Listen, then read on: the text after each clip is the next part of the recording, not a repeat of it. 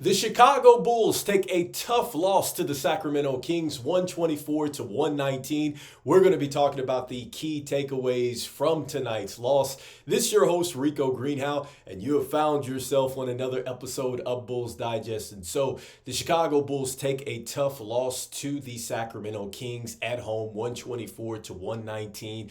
And I think the overall takeaways from this game is that it was very exciting. There were 28 lead changes in this one, 13 ties. And so this was a game that went back and forth.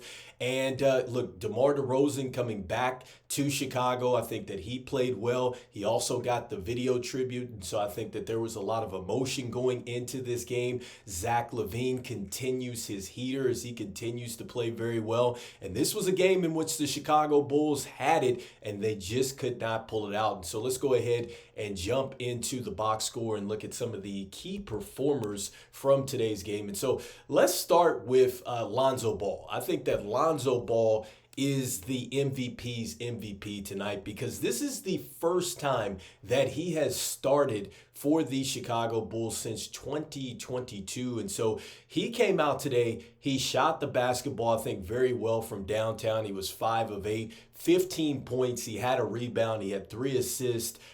In this one, he also had a block shot and he was -3, but he also played 26 minutes. And so I think that he looked pretty good, or looked actually very well alongside of Josh Giddey. I think that you just saw just how Lonzo Ball has that calming effect on this team and how he can continue to get this team into the best looks and the best sets on the offensive end of the ball. In fact, I remember there was a re-entry pass into Vooch that really kind of set the tone with this team. And so I think Lonzo did a terrific job coming in, having to start for Kobe White, who was out due to a neck injury. And so it looks like he will be back hopefully within a game or so, but he had to step in. And so we get a chance to see Lonzo and just, he continues to trend up. And so it was great to see with Lonzo. And I think that that was huge for the Chicago Bulls team, even in a loss. And so next up, I think that Zach LaVine continues to be huge for the Chicago Bulls, and he's definitely going to be the next MVP of tonight's game.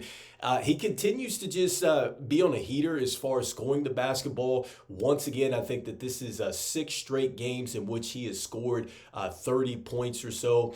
And, I mean, Zach LaVine just gave it to the Kings in many different ways. I mean, he was getting to the basket. He was knocking down three-point shots. I mean, turnarounds, everything that you can think of for Zach LaVine. And so I loved his pace today. I loved just the way that he was pretty efficient. I think he only had 2 turnovers in this one, but 36 points, 3 assists, 10 rebounds, 4 assists, and he had a steal, and he was +5 today on 12 of 24 shooting. So Zach LaVine plays very well. Next up, Vooch. And so I think that Vooch, he was following right behind Zach LaVine today, even though he didn't get the double-double and he didn't really shoot the basketball as well from the three-point line. Still was 8 of 15 today. He had 18 points. He had 2 blocks in this one, 8 rebounds, 3 assists, a block, a steal, and he was +2. And so I think that Vooch did a terrific job as far as, going out there, still trying to get things done in the paint. I think that he had some nice cuts too as well. I think that Josh Giddey had a nice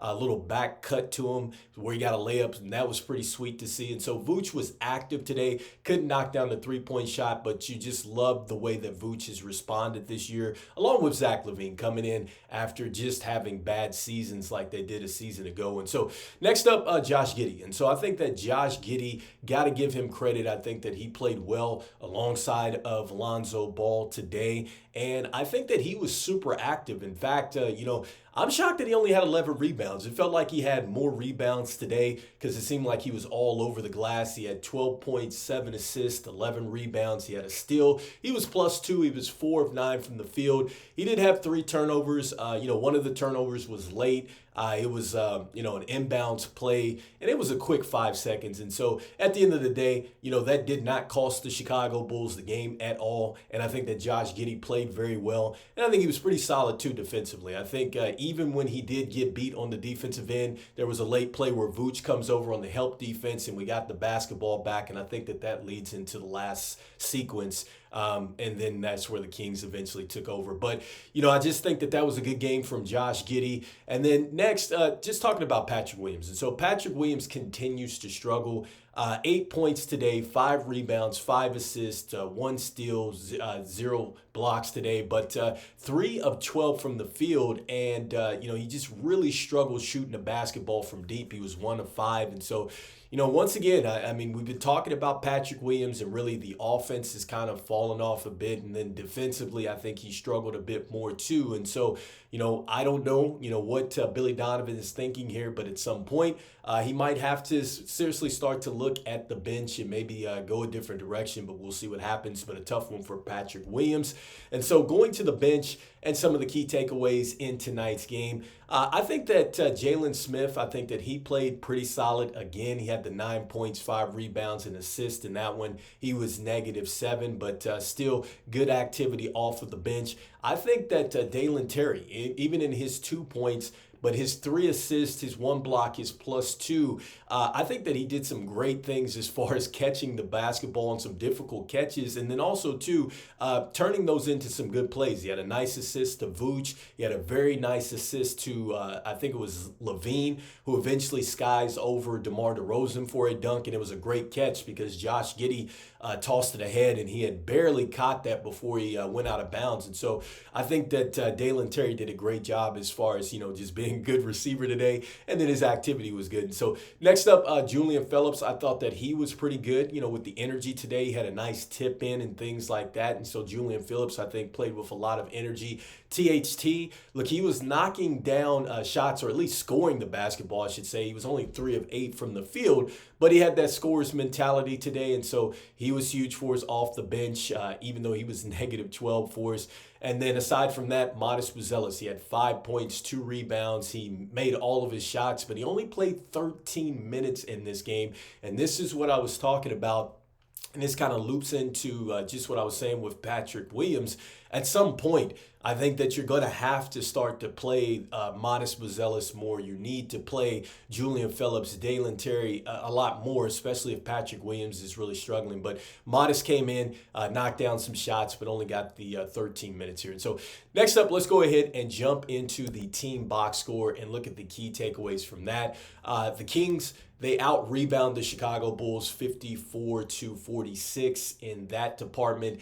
8-7 as far as the turnovers are concerned. This was actually a low turnover type of game. And so both teams, I think, were really valuing each possession. And so I think that that's why you saw it was a very good basketball game between the two. And I think we give the Kings all that they can handle, especially since they've been really hot. I think this is 6 straight for them. And then as far as fast breaks are concerned, the Kings win that 18-17. Once again, both teams going back and forth there. Points in the paint, 56-42. The Kings win in the points in the paint. 4-3 Kings in the steals, and 8-7 as far as Bulls lead the category in the block shots. And so going into the field goal percentage, this is why you just really thought maybe the Chicago Bulls could pull this out, because they shot pretty good here. 46.2% from the field.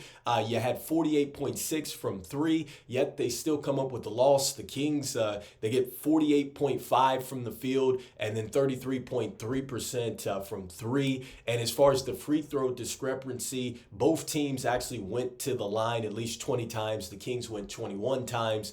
The Bulls went 20 times. The Bulls were 15 of 20 there. Kings were 17 of 21. So, I think that the foul calls were even. I know that there were a couple times where Zach LaVine's driving in. He could not necessarily get a foul call. I think there was like a couple of attempts late, and then he finally got the call. But I think for the most part, I think that, the refs were on point. Other than that 5-second call, I think that might have been something that I'd kind of go back and look at. But other than that, man, I mean, it was a good effort from the Chicago Bulls. I think that, they stayed in it. They hung in there. I thought that Zach LaVine continues to just be that player that's playing at a good pace. He's not taking control. He's giving everybody else the opportunity, but he senses when it is time to go ahead and go to work.